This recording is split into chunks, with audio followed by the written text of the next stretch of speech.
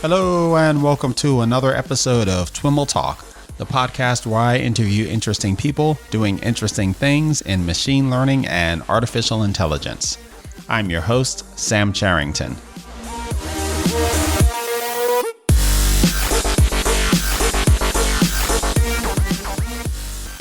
You are invited to join us for the very first TWIMLcon conference, which will focus on the tools, technologies, and practices necessary to scale the delivery of machine learning and AI in the enterprise.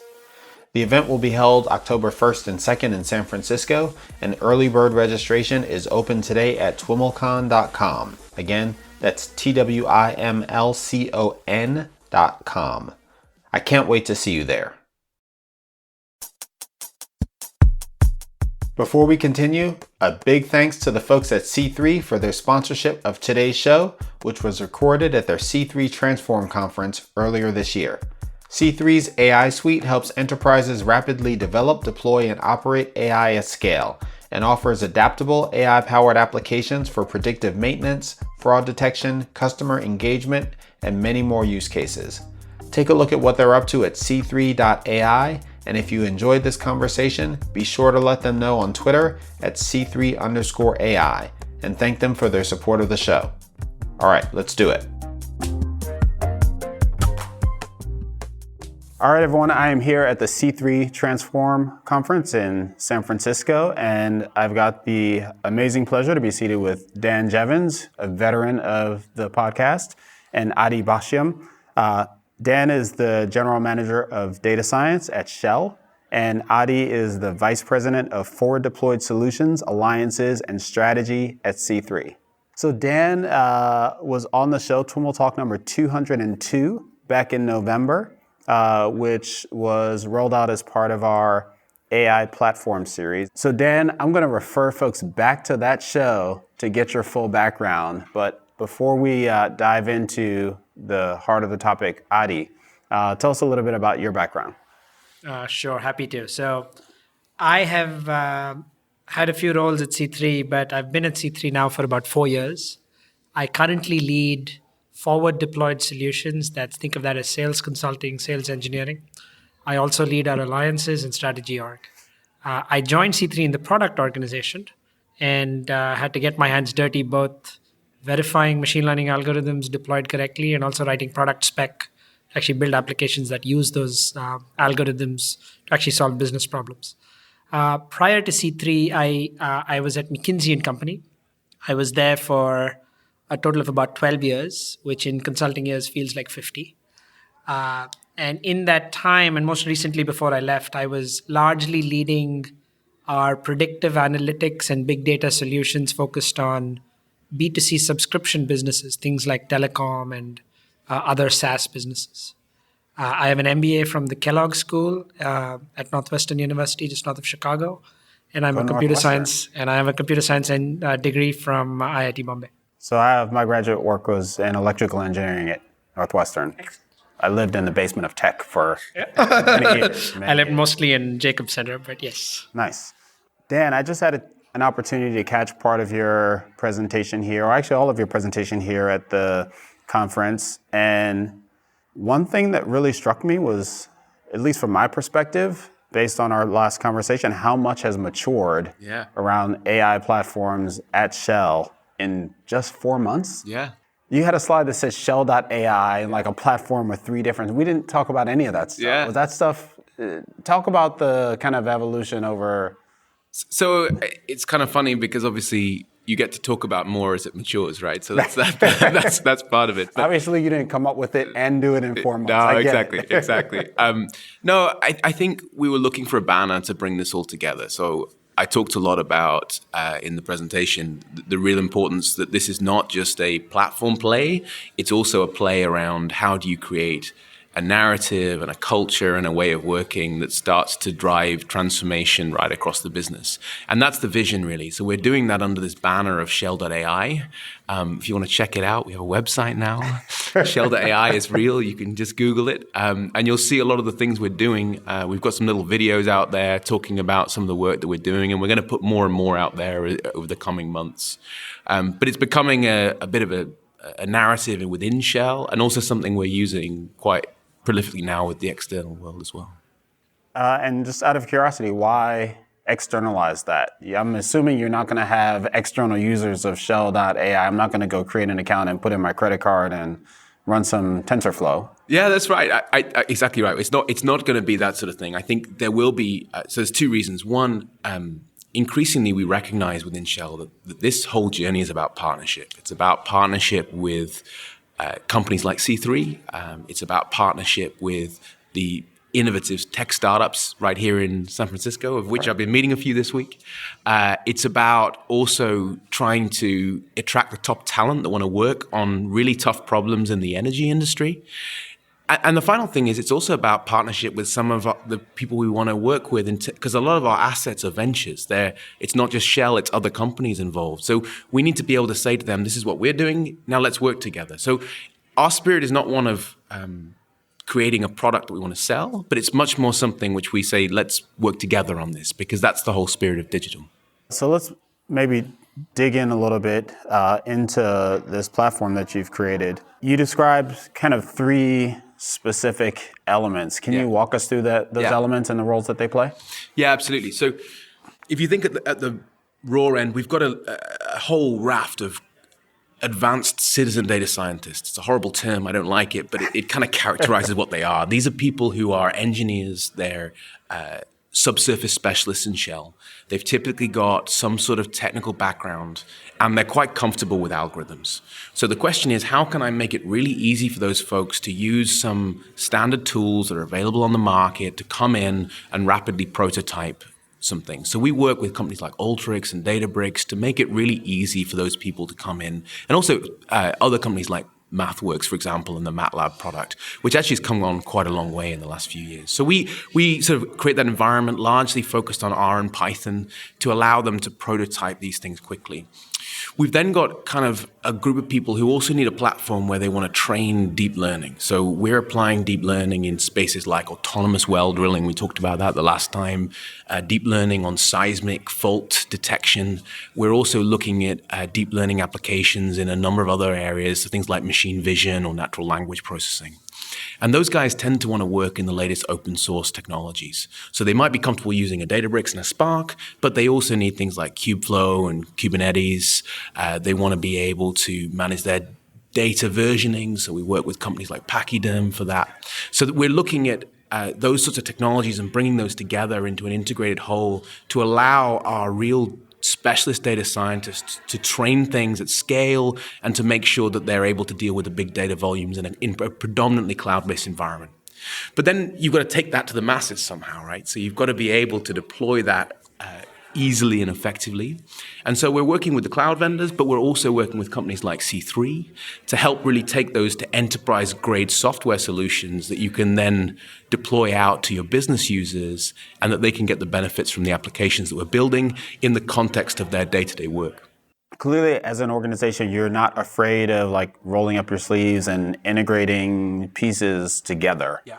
A lot of the other companies, in fact, that we featured in our platform series, the likes of Facebooks and Airbnbs, they're building platforms. They kind of rolled up their sleeves, that's right, glued a bunch of stuff together or welded, and as the case may be. You're not afraid to do that. Why rely on a partner like C3 to provide a more of an off-the-shelf kind of solution as opposed to just going that extra step and doing the welding or gluing? It's a great question. I think we thought about it, so just being completely honest, and Adi and I had some tough conversations around this. But I think the real thing for me was, if you look at my data science heritage as an organization, we trace our origins, my team, right back to the 1970s, where Shell was the industry leader in things like scenario planning, and we founded some of the first statistics groups in the industry. The issue is that we don't have that same heritage in software engineering. So we were really looking for a partner that's going to help us move forwards with not just the stitching together of being able to make it work, but actually being able to make it work at scale in a production-ready product that's going to allow us to deploy this right across our business very, very fast. That's something that we didn't feel we were fully equipped to do. And that's also where C3 have been helping us in that whole journey. And I think the other thing that's worth saying is we liked the reusability of their type system. We know that a lot of the setups that you have in the sort of, I guess, the cloud space, they don't really think about a common data model to knit it all together. Having that ability to create reusable data assets that can then be built on for other software development is actually pretty powerful, particularly when you start thinking about a world in which you've got a lot of common data in common areas that is then reusable for multiple use cases. Now, Adi, we've talked about in my previous interviews here a bit about the data model and the notion of virtual data lakes and the like. But from your perspective as helping to support Shell, how have you been able to kind of bring these ideas to bear to support their use cases? And what are some of the things that you've learned in that process?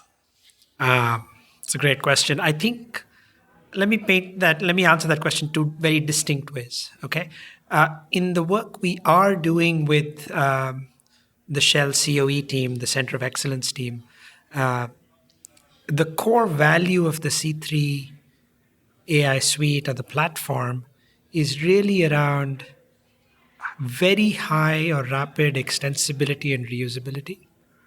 And hopefully, and I think we're doing this, though there's no easy peer-to-peer or like-to-like comparison, significantly reducing the amount of lines of code you actually do write when you build an app. So to give you an illustration of that, with Dan's team, what we were presented with was a fully working solution that they had prototyped that had scaled to about order of 20 to 30 units, in this case valves, right? All drawn on a historical data set with some data feeds from one location. What we did with it as part of a very intense month in the month of May last year was replicate that historic data set 2,000 times, thus creating something like 400,000 unique valves that we had to deal with. Not 20, but 400,000.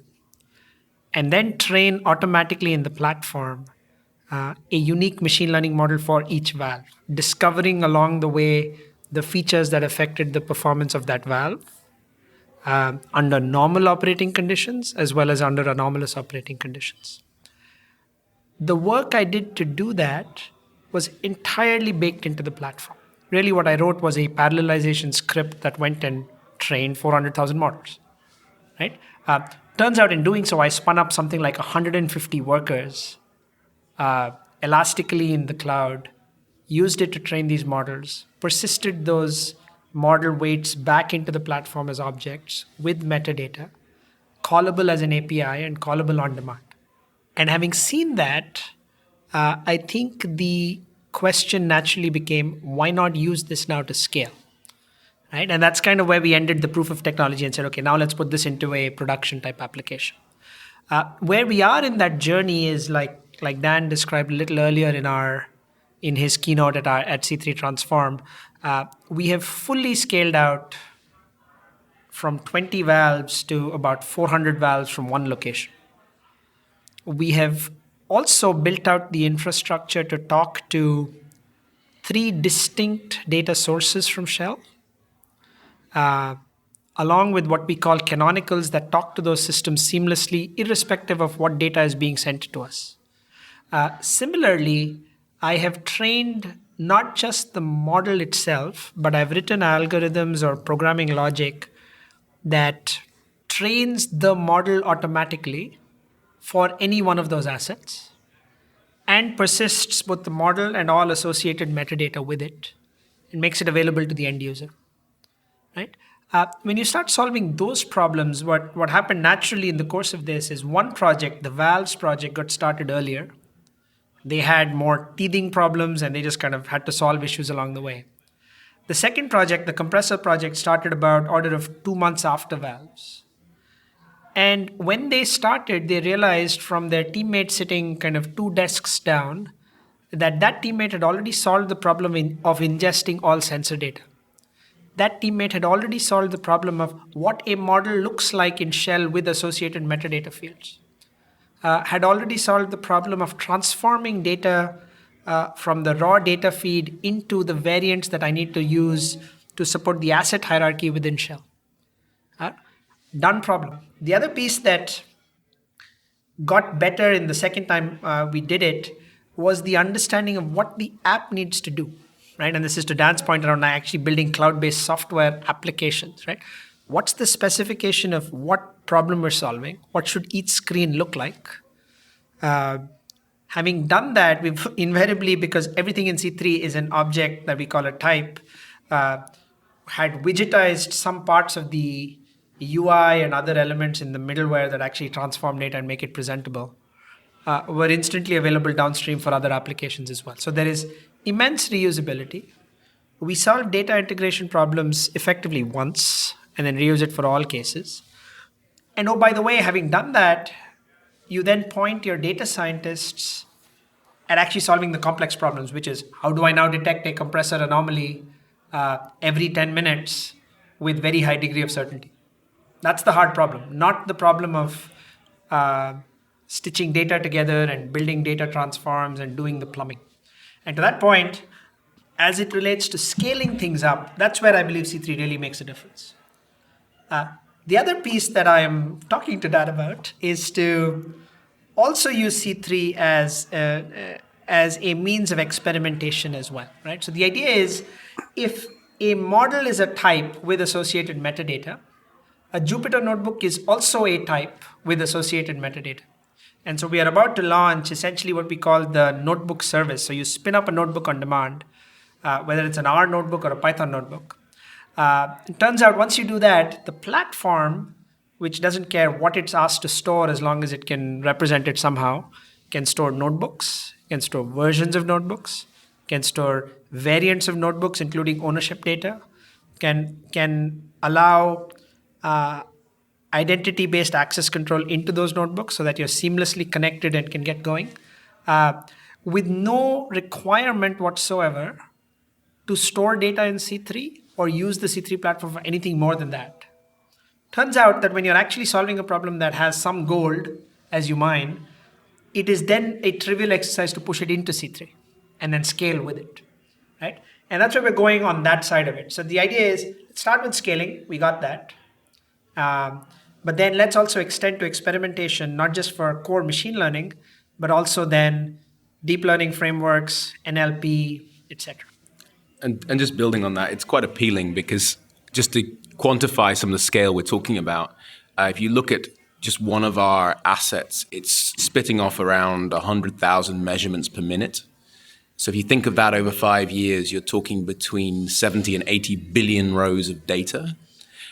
And if you're a data scientist in that sort of domain, actually just getting hold of that data is problematic, and being able to put it in a form where you can process it. If C3's already done that data munging for us and put that in a form with some of these production apps that we're already developing, and they can manage versioning on the experimentation, it's quite an appealing prospect.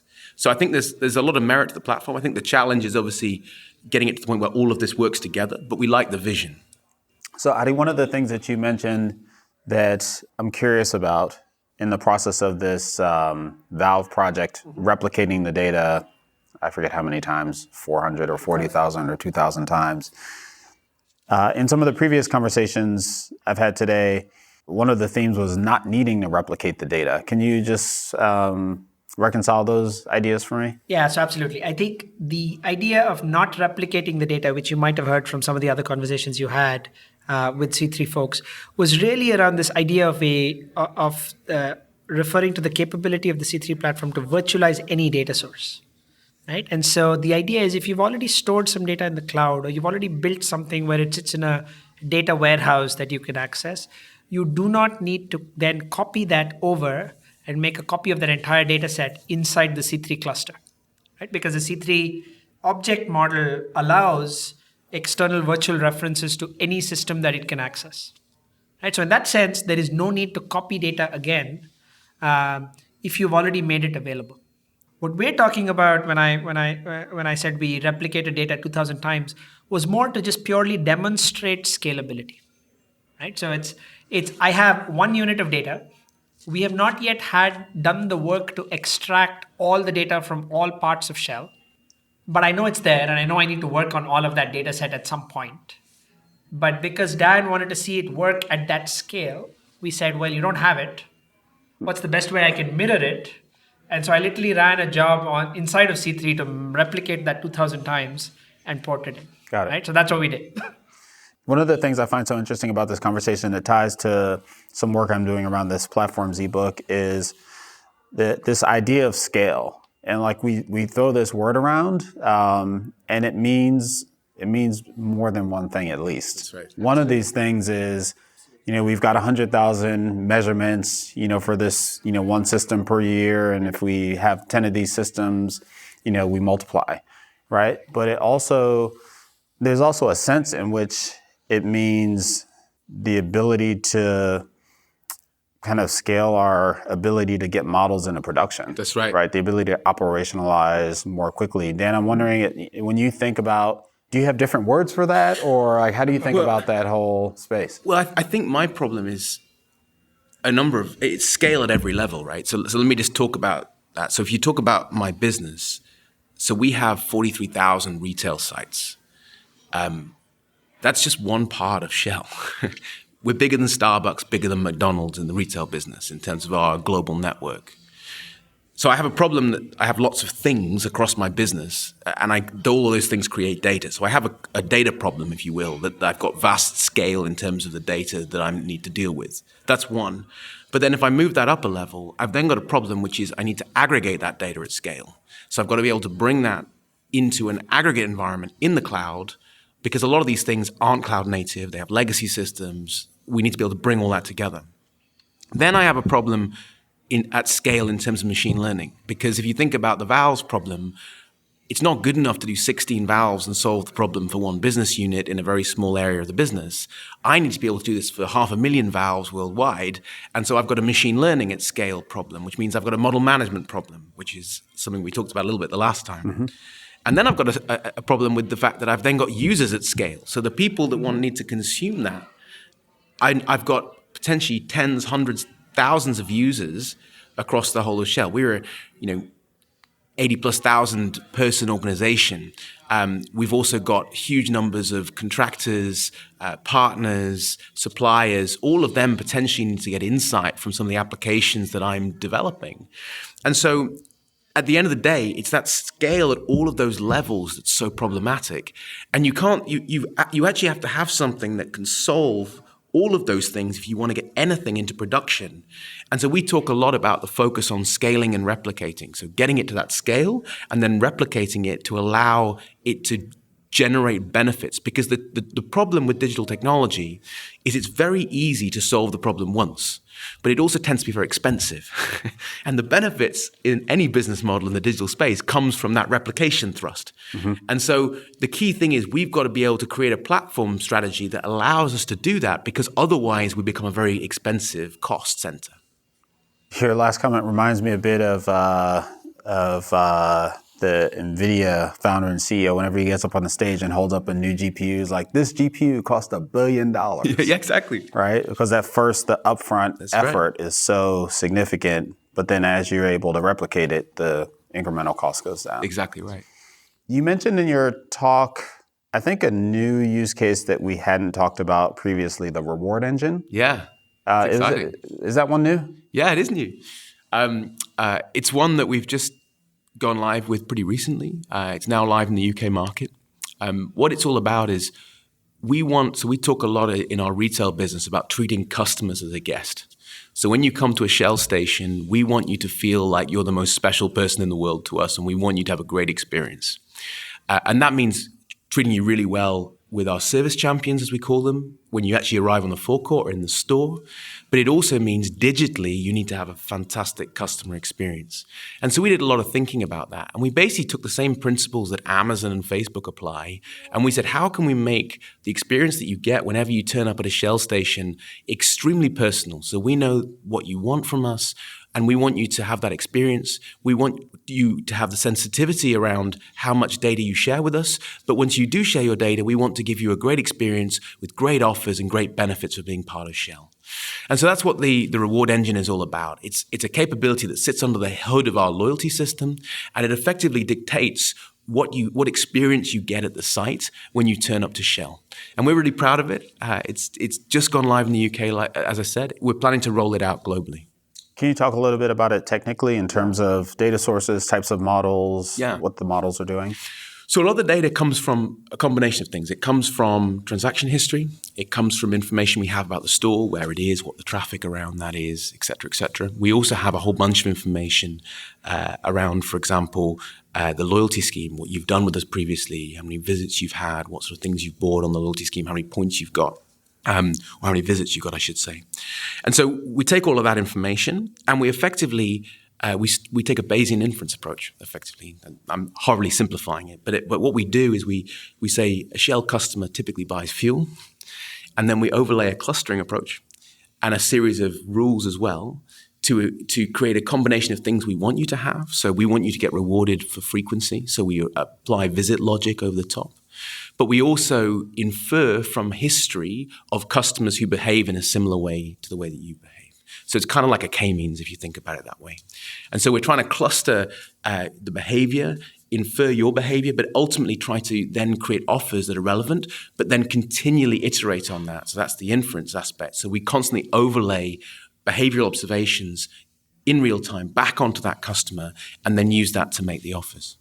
You know, one of the things I've learned over the course of the day and some of the sessions here at the conference is kind of the evolution of C3, right? It started with the focus of this data layer that we've talked a bunch about.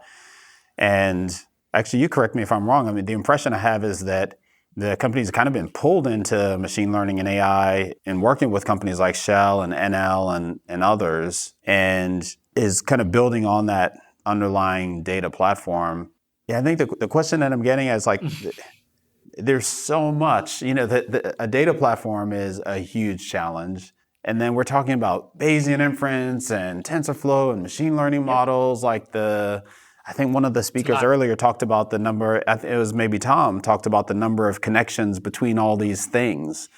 How do you manage that? And presumably part of the goal is to keep that simple for the people that are using the platform. I imagine that Dan wants to keep things, the platform view simple to his consumers. So let me answer that question two ways, Sam. The first is, it would be helpful to your listeners to understand how C3 got to where we are, right? And a little bit of just our evolution and why it is the way we do certain things a certain way. The second is to give you a sense of how we think about platform users. And frankly, the answer is there are many platform users. They're all very different. And you've got to expose different parts of the platform to them, but not everything to everyone. And in doing so, the right way is how we manage down the complexity. So let me answer the first thing first, right? So C3 got started as a carbon trading company. Okay? And the original C represented carbon. Right? Okay. And it came out around, the conversation at the time, and this is going back to 2009, 2010, was around this thesis that because of the Carbon Trading Act, everyone will need to measure their carbon footprint. And then because some have better and some have worse carbon footprints relative to each other, there is the opportunity to both measure it, monitor it, and then mitigate it by trading. Right? So there was therefore a natural need for companies like Cisco and Dow and GE to actually have software that measured their carbon footprint. And you would need to therefore measure facility use, person use, travel use, all of these different things. And so the company that is now C3 was also called C3 at the time, but the C stood for carbon. And we got going in the business of really being able to ingest a huge amount of data, all related to measuring a company's carbon footprint. Where did this data come from? It came from facility plans. It came from energy utility bills. It came from energy utility meters. It came from self-reported LEED certification of buildings, things like that. Turns out we built that company or that piece of software in a way that said, and this was, I think, ahead of its time, that recognized that if we went to 10 enterprises, each of those 10 enterprises would have a different data model, different sources of data, but they were all trying to solve the same problem. And so we built that first piece of software to essentially allow a modular separation between the data we were getting and the use of that data going upstream, right? And because a lot of our founders came from Siebel systems, that was the core of how it was built, right? And so a lot of that DNA kind of got transferred over. Turns out that market went to bust. Carbon trading sort of evaporated. And we said, okay, we've built this technology. What do we do with it? What we did with it was point it at a problem where there was a huge amount of data available that was the same carbon trading problem times 10 or times 100, where we believed we could engineer the scalability required to solve the problem. And that was really building software solutions for the electric grid or the utilities, right? Which was at the time, and this is 2011, 2012, the most censored industry of them all, right? Censored in the sense of having a lot of sensors. Having a lot of sensors as opposed to anything else, right?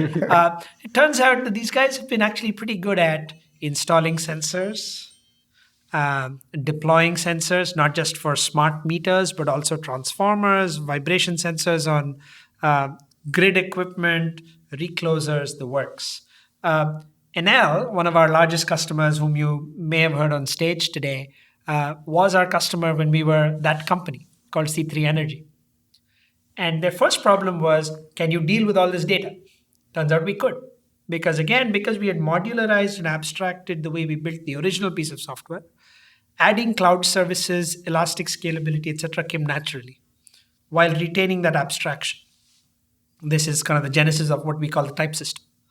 And so their first problem to us was, can you handle 800 terabytes of data that I sent to you and then process it at 1 million transactions per second? No AI, no machine learning, that was it. Right? Turns out we could. And turns out we proved it to them in order of a few cycles, just like Dan's 1 million model problem. Having solved that, they said, okay, what do we do with this technology? And it turns out the most valuable problems to them, again, going back to like, where's the money, were in the application of these very large data sets, but also machine learning algorithms on that. And so we built in the same modular approach the ability to build both temporal and spatial analytics, and then machine learning models using those temporal and spatial analytics, again, in this abstracted way, so that everyone's writing as little code as possible, but you're expressing logic very quickly. That's been now hardened to the point where it works seamlessly on all flavors and all types of data over the subsequent 5-ish years, right? In doing so, we've gone from offering SaaS solutions to the utilities to a platform that has these capabilities to all industries.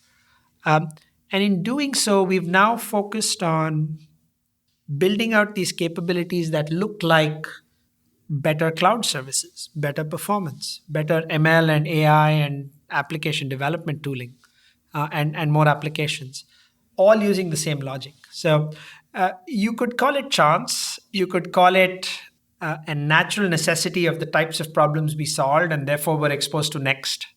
So as I like to joke, the prize for the pie eating contest is more pie. And we just kept winning them every few weeks.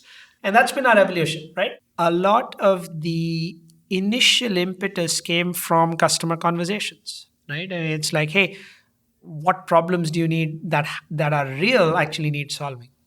A lot of it came from our roadmap, and we see this constant conversation going on, and it happened today, and it will happen tomorrow in the rest of our conference, and so on. And that's how we think about this, right? So there's and if you listen to Tom talking about the types of people we hire people that are restless, that are not willing to say the job's done, we're done, right? There's always something new to solve, and it's constantly evolving. I suspect if you look at our roadmap, if you fast forward a year and look back at what we built, about half of the things we built would have come from our own product managers thinking through, like, what do we need? And the remaining half would come from customer demands, right? It's like, hey, I need this to solve this problem. You haven't solved it yet. Well, fine, we'll go solve it, right? And that's really how this will evolve as we go. And so managing the complexity of all that. So now let's go to that, right? So as we grow our capabilities in the platform, if I think about how we organize ourselves, right? Which gives you a window as to how we think about the world. We have a core platform engineering team, and the core platform engineering team deals with everything related to infrastructure services, whether they're cloud or on premise. They do everything related to security and authentication. There's a pod that deals with uh, data management and data source externalization. So how do I write connectors to MongoDB or Snowflake or whatever else? And there is a processing analytics engine team within the platform team that deals with what's the most efficient way to store a time series across archival storage and SSD storage so that I can actually access data in the fastest way possible. And how do I parameterize that so that it's easy to solve? All of these pods in core platform engineering are building with the same mindset, which is how do I abstract the services I provide to the layer above me from the raw code I write to actually manage the layer below me, right? Everyone's doing the same thing. So at that level, you've got those pods. Uh, if you solve those correctly, which is kind of what they do, we then offer up to the next team within C3, which looks like application development, tool development, and machine learning engineering, a series of native services that they can then use to build their own services. What are they doing? Machine learning engineering is literally building what we call an ML pipeline. Right? An ML pipeline is essentially a sequence of steps that's executable in a runtime that is declared on compile or previously that can use any framework that you want to pull in, whether it's TensorFlow or Keras or anything else, uh, along with any data processing and outputs that you need to do with it, right? And what they're doing is really writing bindings that can use a series of these frameworks and a series of external tools that can work with the platform. Application engineering is building applications, inventory optimization, predictive maintenance, etc., with features, functionality directed by the product managers, invariably in conversation with our customers. And then the tools team is building via metadata APIs that the platform team exposes, the tooling to then change platform settings through very minimal, either no code or low code tools that they make available through browsers, right? And then we have customer service and sales engineering teams that use all of these capabilities to then go solve customer problems with a rich toolkit that sort of hangs on their waist like Batman's utility belt, and they're pulling out what they need, right? But very rarely are they solving problems that go down to say, I need a new database connector. If that's the case, the platform team goes solves it and makes available a service above that they use, and so on. Everything in C3 is a type, and therefore the database connector to Impala is a type, right? The machine learning pipeline that uses Tesseract is a type. The application widget on the inventory optimization screen that shows the latest deviation from safety stock is a type, right? And the data integration tool logic that finds the best match for any ingested data in terms of its target source, in terms of its target field, is a type or a function on a type, right? And so everything's abstracted always, and you're really dealing with internal APIs that work seamlessly across the platform. That's how we manage down the complexity. Now, if you're a customer, right, then the question to ask is, what are you in that customer? If you're an end user of a customer, you don't care about the C3 platform at all. All you care about is what's the URL I need to get to, and what's the big red shiny button I need to press, right? That's all you care about. If you're an application developer at a customer site, like a lot of Dan's team that are building applications with us, you care about the data ingestion APIs, the machine learning engineering APIs, maybe the application logic APIs. You don't care about the platform fundamentals at all because that's given to you. If you're a data scientist on the C3 platform, you care about what pipelines the machine learning engineering team has made available and how I can call the time series engine or the data wrangling engine in Jupyter Notebook to do what I need to do. That's really all you care about. So depending on who you are, it actually changes what we expose, and that then also manages down the complexity. Frankly, there are about 3 people in the company that know it all, and let's just say that they are incredibly valuable. Before we started rolling, I was mentioning that one of the first articles I wrote 7+ years ago when I started my company was about machine learning platforms. And at the time, I heard a lot of feedback that says that we're never going to be able to generalize machine learning. Like we're going to have to, it's always going to be a problem that's solved on a snowflake by snowflake basis, on a problem by problem basis. Dan, you're building platforms. What's your take on that? What's your experience on that? And how close are we to, can we call it a nirvana of having a generalized platform that we can apply to a wide variety of business problems? I think we're getting closer and closer to that. I'd answer that in a couple of ways. I think the first is that we still have a view that you still solve machine learning problems case by case. So we start with the hypothesis. What is the core question you're trying to answer? And how do you prove that with data? That's still fundamental to the scientific method, if you will, that we employ in the way we go about solving any problem we get from our business users. What I think is increasingly interesting is that we are starting in the same way as the software industry figured out that even when you're solving a problem, you can create reusability. We're seeing that same trend emerging in machine learning. So you can have generic pipelines which are mostly the same, use a consistent set of frameworks, and then ultimately can be deployed to solve different problems within a given space. So the example I always use is natural language processing. So Adi talked about Tesseract, right? Spatie is becoming commonplace in that domain. At the end of the day, what you can do in most cases is stitch together a series of building blocks with Python, NLTK, and those sorts of things, and ultimately get to an end product where you can use that same pipeline to answer multiple questions.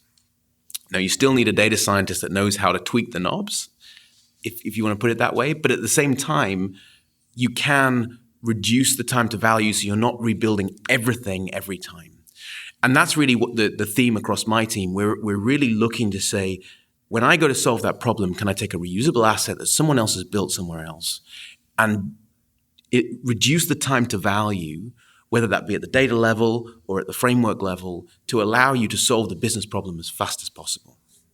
Now, I think the next generation of that is making that accessible so that end users can tweak those parameters. And that's the AutoML development. It's the work in the self-service, and actually some of the things that C3 are trying to do to expose some of their core platform functionality. And you see that right across the industry right now.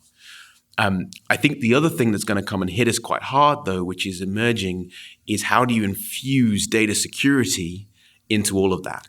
Because I think there's been an explosion of ideas in this space, and somehow we need to make sure that we do that responsibly. And there's a lot of thinking going into that, particularly within Shell right now, to make sure that we've got the platform right to underpin all of that, and that those reusable assets have also security baked into them. So I see the whole industry growing up. I see it becoming much more like the software industry in general. It's a great analogy. We started this interview talking about the strides you've made in 4 months. You want to predict us 4 months out? That's a great question. So there's a few things on our roadmap. I'll talk about some of those. I think for us, optimization is the next big horizon. So how do we start to use a combination of traditional optimization techniques, stuff like Cplex, for example, and traditional solvers, in conjunction with new optimization techniques like deep reinforcement learning, to start to solve some of the toughest optimization problems across the energy industry. And that's a really exciting space for us. And I think the other thing about that space is that's when you start, ironically, getting back to C3's original mission, which is trying to reduce carbon. Because in that whole space, if you can really optimize, you can start to look at trade-offs between your greenhouse gas emissions and your production, as well as trying to look at places where you need to tighten up, right? So I think that's going to be a huge thing for us. I think the other thing that's super interesting is how do you start to look at an emerging class of energy customer who are typically very green in their outlook, tech savvy, and want everything digitally. So how do we meet that need as an organization? And how do we make it really easy to interact with Shell? And how do we give you a range of offerings that allow you to solve your energy needs? and do that taking full advantage of AI. And that's the vision that I'm super excited about. That's where we're really trying to push the envelope next. Well, Dan, Adi, thanks so much for taking the time to chat with me. Great conversation. Thanks, Sam. All right, everyone, that's our show for today. For more information about today's show, visit TWIMLai.com. Be sure to visit TWIMLcon.com for information or to register for TWIMLcon AI platforms. Thanks again to C3 for their sponsorship of today's episode. To check out what they're up to, visit c3.ai. As always, thanks so much for listening, and catch you next time.